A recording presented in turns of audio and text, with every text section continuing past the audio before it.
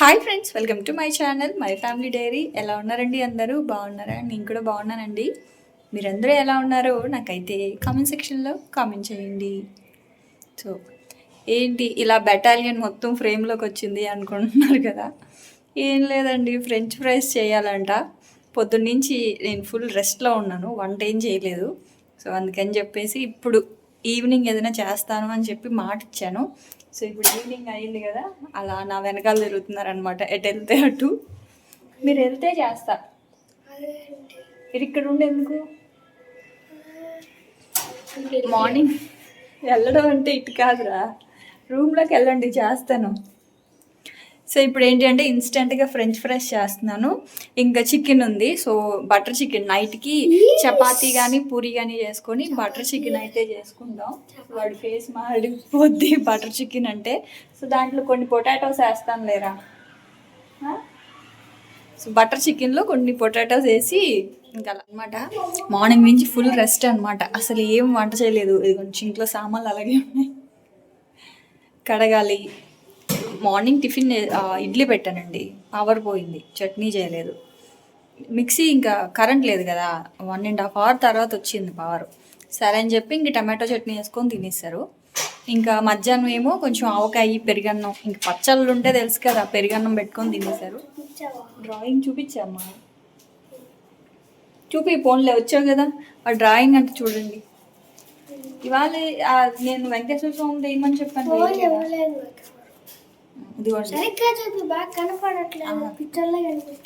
ఇంతకీ ఎవర్రా? విరాట్ కోహ్లీయా? సరే ఉండు, కరెక్ట్గా కనపడుతుందిరా బాబు. ఇదిగోండి, ఇతను విరాట్ కోహ్లీ అనమాట. ఓకేనా? అలా లేడా? చెప్పు. సరే, విరాట్ కోహ్లీయే. మా వాడు విరాట్ ఫ్యాన్ అండి.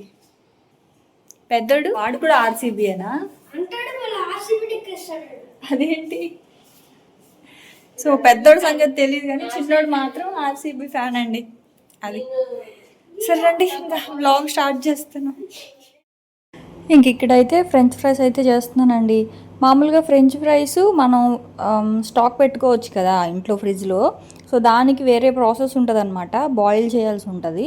ఇప్పుడు ఏంటి అంటే నేనేమి బాయిల్ చేయట్లేదు, జస్ట్ అలాగా తొక్క తీసేసి కొంచెము కార్న్ఫ్లోర్ అలా కలిపేసి ఇంకా డైరెక్ట్గా ఎయిర్ ఫ్రైయర్లో పెట్టేస్తాను అనమాట. అయితే ఇవాళ నేను ఎయిర్ ఫ్రైయర్లో అలాగే ఓటీజీలో కూడా చేస్తున్నాను. అంటే రెండిట్లో ఎలా వస్తుంది, దీంట్లో ఎలా వస్తుంది, దాంట్లో ఎలా వస్తుందో ఒకసారి మీతో షేర్ చేద్దాం అని చెప్పి. నిజానికి నేను ఆల్రెడీ ఇది వరకు చేశాను, రెండిట్లో కూడా ఒకేలాగా వస్తాయండి, పెద్ద వేరియేషన్ అయితే ఏమీ ఉండదు. నిజానికి ఎయిర్ ఫ్రైయరు ఓటీజీ అనేది రెండు కూడా ఒకటే. అంటే మనం రెండిట్లో దేంట్లో వంట చేసినా కూడా ఒకటే అనమాట. సో దీంట్లో కూడా వంట చేసుకోవచ్చు, దాంట్లో కూడా చేసుకోవచ్చు, బేక్ చేసుకోవచ్చు, తర్వాత గ్రిల్ చేసుకోవచ్చు. ఇదిగోండి ఇలా ఫ్రెంచ్ ఫ్రైస్ ఇవన్నీ కూడా చేసుకోవచ్చు అనమాట. పెద్ద టేస్ట్ వేరియేషను అయితే ఏమీ ఉండదు. కాకపోతే కొంచెం టైం అనేది అటు ఇటు అవుతుంది అనమాట. దీంట్లో ఎయిర్ ఫ్రైయర్లో 20 minutes అయితే దాంట్లో 30 minutes తీసుకుంటుంది ఓటీజీలో, అంతే. సో అట్లా టైం చూసుకోవడమే. మనకి ఎయిర్ ఫ్రైయర్ ఏంటి అంటే లోపల హీట్ వస్తుంది, అంటే ఎయిర్ చాలా, అంటే గాలి లోపల వేడి గాలిలాగా వచ్చి ఫ్రై చేస్తుంది అనమాట.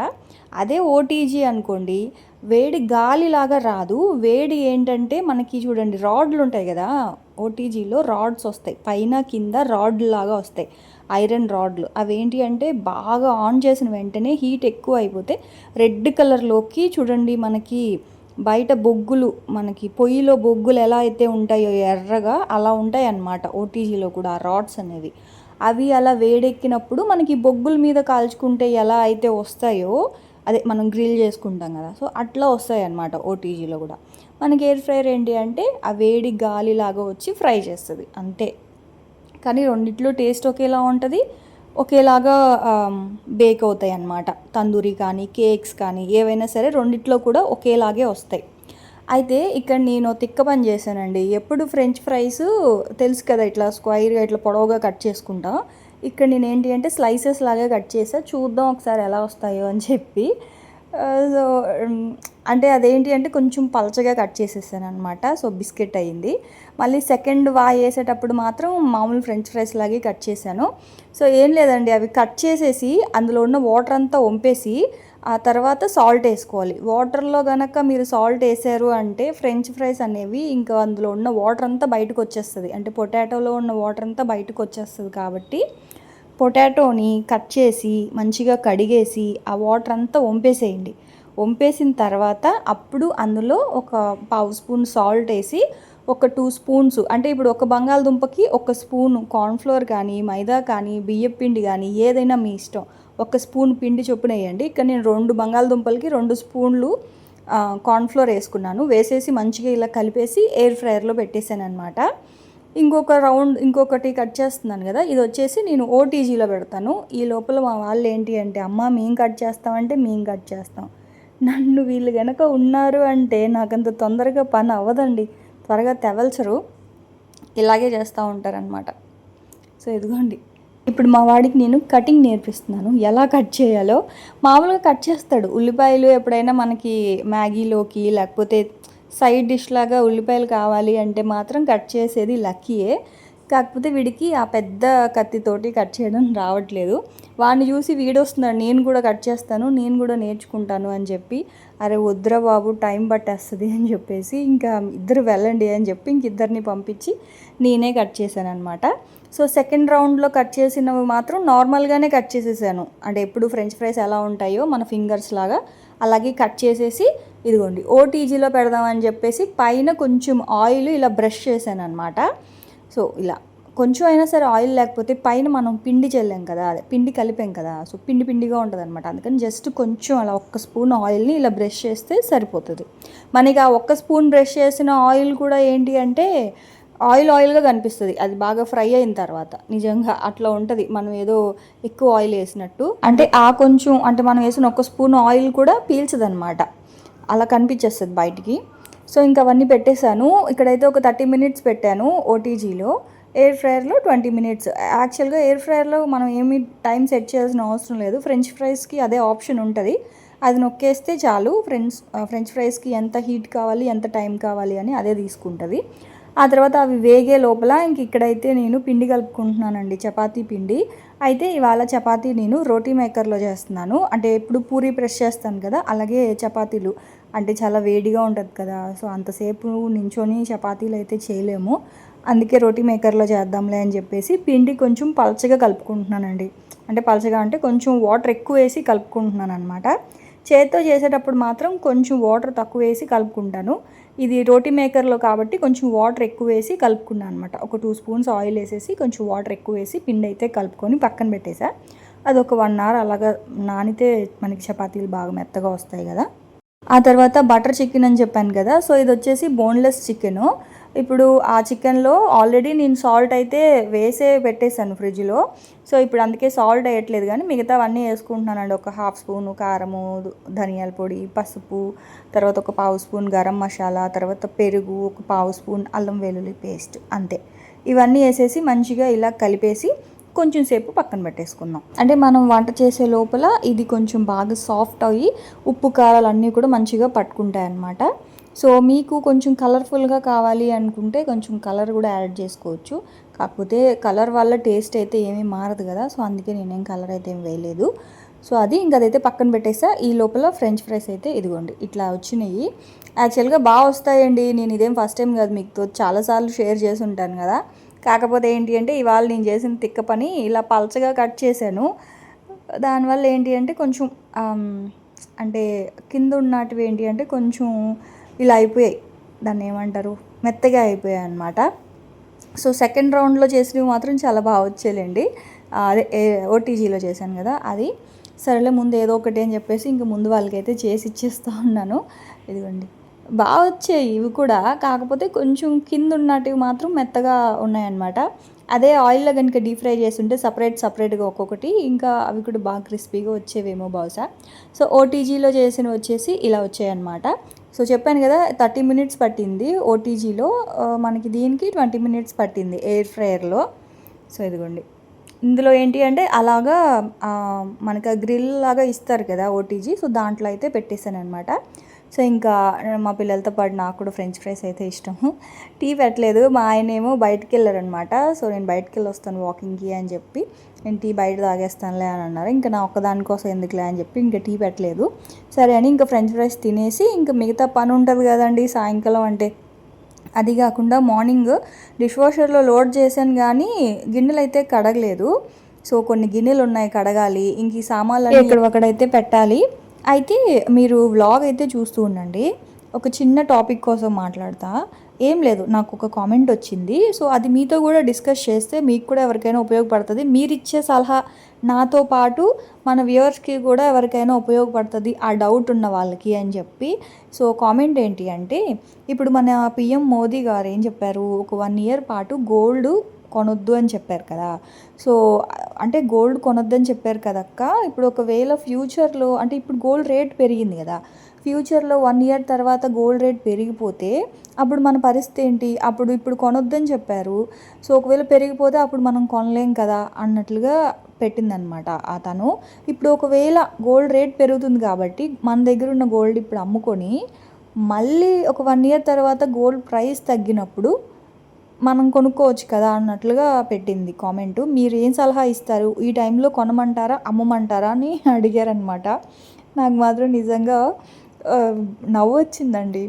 ఎందుకు వార్తి నవ్వు అంటే, కొనమంటారా అమ్మమంటారా చెప్పండి అని చెప్పి కామెంట్ రాగానే నాకు నిజంగా నవ్వు వచ్చింది.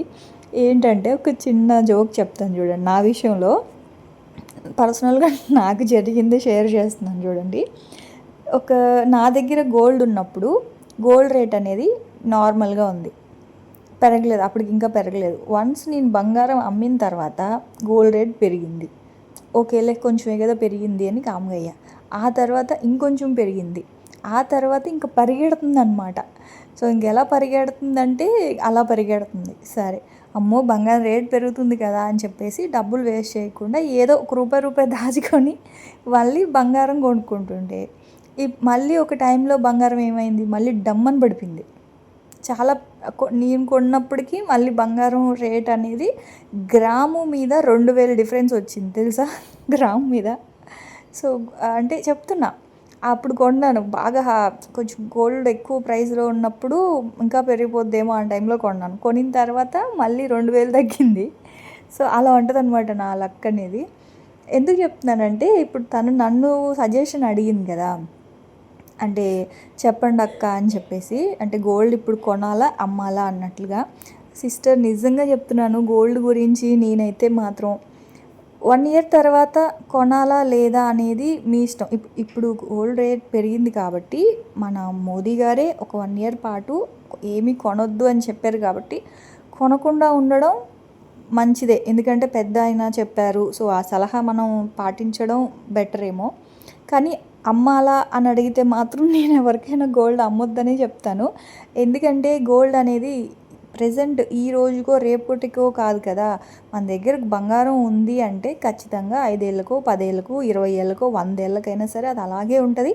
ఖచ్చితంగా అప్పుడు గోల్డ్ రేట్ అనేది ఇంకా పెరుగుతూనే ఉంటుంది తప్పనిచ్చి ఇప్పుడు అమ్మేసి తర్వాత కొనుక్కుందాము అంటే, ఒకవేళ పెరగకపోతే ఒకవేళ తగ్గకపోతే, ఇప్పుడు మీరు బంగారం రేటు ఉన్నప్పుడు అమ్మేస్తున్నారు, ఇప్పుడు 15,000 ఉంది గ్రాము. ఇప్పుడు ఒకవేళ మీరు 1 ఇయర్ తర్వాత అది 20,000 అయిపోయింది అనుకోండి, అప్పుడు మళ్ళీ మీరు కొనలేరు కదా. సో అప్పుడు మీకు ఖచ్చితంగా 5,000 డిఫరెన్స్ వస్తుంది కదా గ్రాము మీద. సో నా సలహా ఏంటి అంటే, ఇప్పుడు కొనాలా వద్దా అనేది మీ ఇష్టం, కానీ ఇప్పుడు అమ్మాలా అంటే మాత్రం అమ్మొద్దనే చెప్తాను నేను మాత్రం. ఎందుకంటే నేను తిన్న ఎదురు దెబ్బలు అలా ఉన్నాయి కాబట్టి బంగారం అయితే అమ్మొద్దు. కొనాలా లేదా అనేది మాత్రం మీ ఇష్టం అండి. ఎందుకంటే మన మోదీ గారే చెప్పారు అంటే కొనొద్దు అని చెప్పేసి. సో తెలుసు కదా, ఇంకా గోల్డ్ రేట్ పెరుగుతున్నాయి, ట్యాక్సెస్ అన్నీ కూడా పెరుగుతున్నాయి కాబట్టి ఇప్పుడు కొన్ని రోజులు ఒక 1 ఇయర్ పాటు కొనొద్దని చెప్పారు కాబట్టి కొనకుండా ఉంటే బెటర్ ఏమో అని నా ఆలోచన. సో ఇది జస్ట్ నా సలహా మాత్రమే. మన వాళ్ళు, నేను ఎందుకు దీన్ని షేర్ చేస్తున్నానంటే చెప్పా కదా, కొంచెం బాగా ఎక్స్పీరియన్స్ ఉన్న వాళ్ళు కావచ్చు ఎవరైనా చూస్తే, సో మీరు కూడా మీ సలహాని కామెంట్లో షేర్ చేసుకోండి. సో అప్పుడు అంటే ఎక్కువగా నావి చూసేదంతా కూడా ఆడవాళ్ళే కాబట్టి సో వాళ్ళకు కూడా ఒక అవగాహన వస్తుంది. సో జస్ట్ మన ఆలోచనల్ని షేర్ చేసుకున్నట్లు కామెంట్స్లో. సో నా అభిప్రాయాన్ని నేనైతే చెప్పాను. సో మీ ఒపీనియన్ని కూడా కామెంట్స్లో అయితే షేర్ చేసుకోండి. సో అదనమాట. ఆ తర్వాత ఇంకా సామాన్లన్నీ ఎక్కడైతే పెట్టేశానండి. పెట్టేసి షింక్లో గిన్నెలు ఉండే అవన్నీ కడిగేశాను. ఆ తర్వాత ఇంకా బటర్ చికెన్ అని చెప్పాను కదా. సో బటర్ వేసేసి చికెన్ని మంచిగా ఫ్రై చేసుకుంటున్నాను అనమాట. మనం కావాలి అంటే ఎయిర్ ఫ్రైయర్లో కూడా పెట్టుకోవచ్చు. మళ్ళీ అది ఇది ఎందుకులే అని చెప్పేసి ఇంకా నేను అందులోనే ఫ్రై పెట్టేశాను. అదైతే సిమ్లో పెట్టాను. ఫ్రై అవుతూ ఉంది చికెను. ఇంక ఈ లోపల అయితే ఇదిగోండి పిండి ఇలాగ కలుపుకున్నాను కదా. సో ఈ రోటీ మేకర్తో చేసే చపాతీ పిండి ఏంటి అంటే కొంచెం ఇలా జారుడుగా కలపాలండి. సో దానివల్ల ఏంటి అంటే చేతికి అంటుకుపోతూ ఉంటుంది. చేతికి లైట్గా ఆయిల్ రాసుకొని అప్పుడు కొంచెం పిండి ముద్దల్ని ఇలా చేసుకొని ఇలా ప్రెస్ చేసుకోవడమే. మీకు పూరి అయితే కొంచెం చిన్నవి చేసుకోండి, చపాతీ అయితే కొంచెం పెద్ద సైజు పిండి ముద్ద అయితే తీసుకోండి అంతే. సో ఇంత సైజు అయితే వస్తుందండి. ఇంతకంటే పెద్ద సైజు అయితే రావన్నమాట చపాతీలు. మన వాళ్ళు వుడెన్ చపాతీ మేకర్ ఉంటుంది కదా, రోటీ మేకర్. సో దాన్ని రివ్యూ చేయమని అడుగుతున్నారు. ఖచ్చితంగా చేస్తాను, నాకు కొంచెం టైం ఇవ్వండి. సో ప్రస్తుతానికైతే మాత్రం ఈ రోటీ మేకర్ లింక్ అయితే మాత్రం డిస్క్రిప్షన్లో ఇస్తాను, ఒకసారి చెక్ చేయండి. సో ఇదిగోండి కొంచెం పెద్ద సైజుగా ఇట్లా అయితే చేసుకున్నాను. అయితే ఇప్పుడు నేను ఎన్ని కావాలో అన్ని పక్కన పెట్టుకున్నాను. ఎక్స్ట్రా ఉన్న ఈ చపాతీలు ఉన్నాయి కదా, దీన్ని ఇట్లా ఒక జిప్ లాక్ బ్యాగ్లో పెట్టేసి మనం డీప్ ఫ్రిడ్జ్లో కాదు, నార్మల్ ఫ్రిడ్జ్లో ఒక 1 వీక్ నుంచి 10 డేస్ వరకు స్టోర్ చేసుకోవచ్చు. మనకి చపాతీలు ఏమీ గట్టి పడవు, చాలా బాగుంటాయి, ఫ్రెష్గానే ఉంటాయి. చూడండి బయట మనం డీమార్ట్లో కానీ లేకపోతే ఈ సూపర్ మార్కెట్స్లో అమ్ముతూ ఉంటారు కదా, పరాటాస్ అని చెప్పి లేకపోతే ఇట్లాగా రోటీస్ అని చెప్పేసి ఇన్స్టెంట్వి, వాళ్ళు కూడా ఇలాగే చేస్తారండి. మనం అంటే ఇట్లా రోటీ మేకర్స్ వాళ్ళ దగ్గర పెద్ద పెద్ద మిషన్స్ ఉంటాయి కాబట్టి వాటిలో ఇలా చేసేసి ఇలా జిప్ లాక్ బ్యాగ్స్లో పెట్టేస్తారు. ఇంకోటి ఏంటి అంటే ఇది మైక్రోవేవ్ సేఫ్ బ్యాగ్స్ అనమాట అవి. సో మనం ఫ్రిడ్జ్లో కూడా పెట్టుకోవచ్చు, మైక్రోవేవ్లో కూడా ఏదైనా వేడి చేసుకోవాలి అనుకుంటే ఆ ప్యాకెట్ అలాగే డైరెక్ట్గా మనం ఏదైనా ఫుడ్ ఉంటుంది కదా, ఇప్పుడు బిర్యానీస్ ఇలాంటివి, సో ఆ జిప్ లాక్ బ్యాగ్లో పెట్టేసి ఒక 2-3 మినిట్స్ అలాగా ఓవెన్లో పెట్టేసుకున్నాము అంటే మనకి బిర్యానీ కానీ కర్రీస్ కానీ వేడైపోతాయి అన్నమాట. సో మైక్రోవేవ్ సేఫ్ ప్లాస్టిక్ అది. సో మనం ఇవి పెట్టడం వల్ల కూడా ఏమీ కాదు, ఫ్రిడ్జ్లో పెట్టుకోవచ్చు, మైక్రోవేవ్లో కూడా పెట్టుకోవచ్చు. మీకు కావాలి అనుకుంటే అవి డైరెక్ట్గా బ్లింకిట్లో కూడా ఉంటాయి, ఒకసారి చెక్ చేయండి. లేదు మీకు లింక్ కావాలి అనుకుంటే ఫ్లిప్కార్ట్లో తీసుకున్నాను నేను, డిస్క్రిప్షన్లో లింక్ ఇస్తాను, ఒకసారి చెక్ చేయండి. ఆ తర్వాత ఇక్కడైతే ఇదిగోండి చికెన్ మంచిగా ఇట్లాగా ఫ్రై అయిపోయిందనమాట. జస్ట్ ఒక స్పూన్ బటర్ అయితే వేసుకొని చికెన్ని మంచిగా ఇందాక మనం మ్యారినేట్ చేసుకున్న చికెన్ని బాగా ఫ్రై చేసుకున్నాము. అదైతే ప్లేట్లో పెట్టేసుకున్నాను. ఇప్పుడు అందులో నుంచి తీసేసి అదే కడాయిలో ఇంకొక 2 స్పూన్స్ ఆయిల్ వేసుకున్నాను. ఆ తర్వాత ఒక 15 అలా జీడిపప్పులు వేసుకున్నాను. అలాగే ఒక 2 స్పూన్స్ కస్తూరి మేతి కూడా వేసుకున్నాను. అలాగే ఒక 2 ఉల్లిపాయలు, ఒక 2 పెద్ద సైజు టమాటాలు అయితే తీసుకున్నాను. సో జీడిపప్పు కసూరి మేతి వేగిన తర్వాత 2 ఉల్లిపాయలు కూడా వేసేసి, ఉల్లిపాయలు కూడా కొంచెం మంచిగా ఇలా మగ్గాలి, ఎర్రగా వేగాల్సిన అవసరం లేదు, ఉల్లిపాయలు సాఫ్ట్గా మగ్గితే సరిపోతుంది. తర్వాత 2 టమాటాలు కూడా వేసుకున్నాను. కొంతమంది బటర్ చికెన్ అంటే కంప్లీట్ టమాటాలతోనే చేస్తారు ఉల్లిపాయ వేయకుండా, కానీ అప్పుడు బాగా పుల్లగా అనిపిస్తుందండి. సో అందుకే నేను ఏంటి అంటే టమాటా ఉల్లిపాయ 2 కలిపే చేస్తాను. సో 2 ఉల్లిపాయలకి 2 టమాటాలు తీసుకున్నాను పెద్ద సైజువి. టమాటాలు వేసిన తర్వాత అందులో ఒక స్పూన్ అల్లం వెల్లుల్లి పేస్ట్, ఒక స్పూను కారము, ఒక స్పూన్ ధనియాల పొడి, 1/2 స్పూన్ గరం మసాలా, పసుపు ఒక 1/2 స్పూను, ఒక స్పూన్ ఉప్పు, అలాగే పంచదార. సో మీకు ఎప్పుడు చెప్తూనే ఉంటాను, టమాటాలు కనుక వేస్తే ఖచ్చితంగా పంచదార అయితే వేయండి అని. ఎక్కువ కాదు, బటర్ చికెన్ అన్నా పన్నీర్ బటర్ మసాలా అన్నా కొంచెం ఆ స్వీట్గా ఉంటేనే బాగుంటుంది టేస్ట్ అనేది. సో ఒక స్పూన్ పంచదార అయితే వేసుకోండి, మీకు వద్దు అనుకుంటే ఓకే అవాయిడ్ చేయొచ్చు, కానీ వేస్తేనే బాగుంటుంది. ఆ తర్వాత వేసేసి మొత్తం అంతా టమాటాలు అవన్నీ కూడా మంచిగా మగ్గిన తర్వాత లాస్ట్లో ఇది ఫ్రెష్ క్రీము, పాల మీద మీగడ, మనం బయట దొరికే ఫ్రెష్ క్రీమ్ కూడా వాడుకోవచ్చు. కాకపోతే తెలుసు కదా, నేను పాలు ఇచ్చేటప్పుడు కొంచెం తీసి పెడతానమాట. తీసి పెట్టి ఇంకా నెయ్యి అయితే ఏం కాయను, ఎందుకంటే అంతేమీ రాదు, ఇట్లా కర్రీస్లోకి వాడేస్తూ ఉంటానన్నమాట. సో ఆ తర్వాత దాన్ని కొంచెం వాటర్ వేసుకొని ఇలా హ్యాండ్ బ్లెండర్ తోటి ఇలా మంచిగా బ్లెండ్ చేయాలి. ఇలాంటి గ్రేవీస్ ఏదైనా సరే మనం బ్లెండ్ చేసేటప్పుడు కొంచెం వాటర్ అయితే వేయాలండి, అప్పుడైతేనే మనకి లోపలంతా కూడా మంచిగా పేస్ట్ అవుతుంది అనమాట హ్యాండ్ బ్లెండర్ తోటి. మీరు కావాలి అనుకుంటే మిక్సీలో కూడా వేసుకోవచ్చు, కాకపోతే మిక్సీలో వేయాలి అంటే తెలుసు కదా కొంచెం చల్లారాలి, చల్లారిన తర్వాత వేసుకోవాలి. ఈ హ్యాండ్ బ్లెండర్ ఏంటి అంటే వేడివి చల్లవి ఏవైనా మంచిగా మనకి బ్లెండ్ చేసి ఇస్తుంది కాబట్టి నేను వేడివేడిగా ఉన్నా సరే ఇట్లా బ్లెండ్ చేసేస్తాను. ఇంకొకటి డైరెక్ట్గా నాన్ స్టిక్లో పెట్టినా సరే నాన్ స్టిక్ కోటింగ్ పోతుంది కదా భారతి అని అడుగుతారు. ఏం పోదండి, ఎందుకంటే ఆ బ్లేడ్లకి మన కింద నాన్ స్టిక్ కడాయికి మధ్యలో గ్యాప్ ఉంటుంది.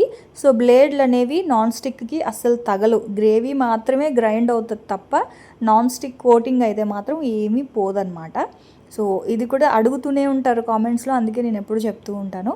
ఆ తర్వాత ఇంకా వాటర్ అయితే వేసేసి నేను కొంచెం పలచగా చేసుకున్నాను, ఎందుకంటే చపాతీతో పాటు కొంచెం గ్రేవీ మిగిలింది అనుకోండి రేపు మార్నింగ్ ఇడ్లీతో కూడా తినొచ్చు కదా. సో అందుకని చెప్పేసి నేను ఏంటి అంటే కొంచెం ఇలా పలచగా చేసుకున్నాను. సో వాటర్ వేసేసుకున్న తర్వాత చికెన్ పీసెస్ కూడా అందులో వేసేస్తున్నాను. మీకు కావాలి అనుకుంటే కొంచెం వాటర్ తగ్గించేసుకోండి.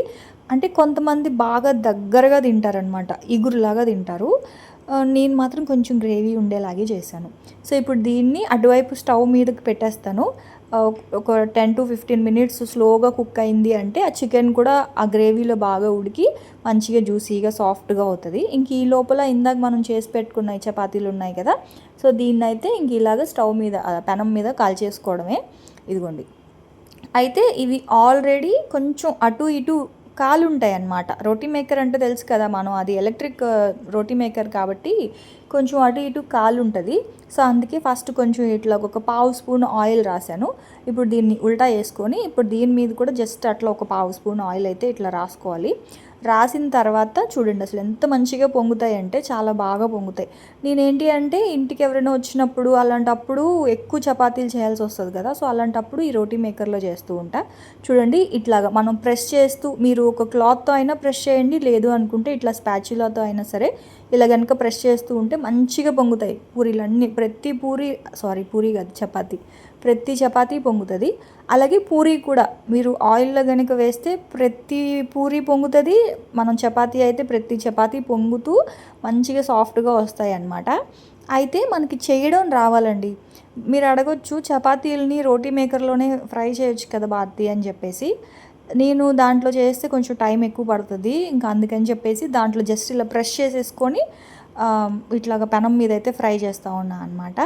సో ఇదిగోండి, అయితే మనం ఈ చపాతీలని తీసి ఒక ప్లేట్లో పెట్టుకుంటాం కదా, పెట్టిన తర్వాత పైన మూత పెట్టకండి, క్లాత్ వేయండి.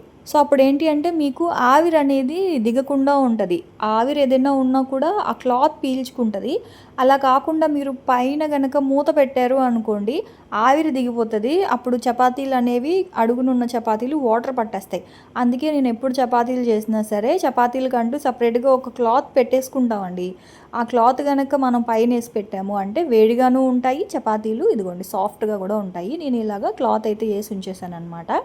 సో ఇంకా అలాగా ఒక్కొక్కటి చపాతీ మీరు చూస్తున్నారు కదా, ప్రతి చపాతీ కూడా మంచిగా పొంగుతూ వస్తాయి అన్నమాట.